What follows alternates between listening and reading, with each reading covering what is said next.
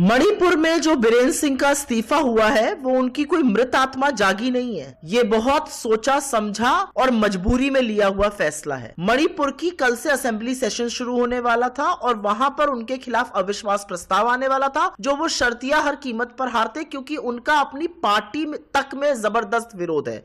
ये पहली बात। दूसरी बात, जो 9 एमएलए 5 जदयू से और 4 एमपीपी से वो लाए थे वो भी डिस्क्वालीफाई होने की कगार पर खड़े थे। तीसरी बात, एक बड़ी जरूरी बात है कि कल से जब से सेशन शुरू होने वाला है अब क्या होगा। क्या उनको केयरटेकर चीफ मिनिस्टर बनाकर फिर बाद में चुपचाप से चीफ मिनिस्टर बना दिया जाएगा? क्या कि सोची समझी साजिश है? इन सवालों का जवाब अभी हमें नहीं मिला है। एक बात और यहां गौरतलब है कि सुप्रीम कोर्ट ने 4 फरवरी को सीएफएसएल को यह जिम्मेदारी सौंपी थी कि वो 1 महीने के अंदर सीलबद्ध लिफाफे में जो कथित तौर पर बीरेंद्र सिंह की एक ऑडियो क्लिप है जिसमें वो दम भर रहे हैं मणिपुर में हिंसा फैलाने का, उसकी जांच उनको सौंपे।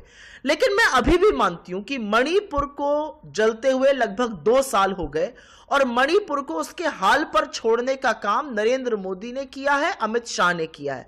नरेंद्र मोदी जी अब फ्रांस और अमेरिका घूमने जा रहे हैं, उनको विदेश घूमने का टाइम है। वो जलते हुए मणिपुर नहीं गए। वो मणिपुर जहां पर 60,000 से ज्यादा लोग विस्थापित हो गए, 50,000 आज भी रिलीफ कैंप में, हजारों लोगों की मौत हो गई, सड़कों पर बम गोले चलते रहे, गोलियां चलती रही, औरतों के साथ वो हैवानियत हुई कि इंसान कांप उठे।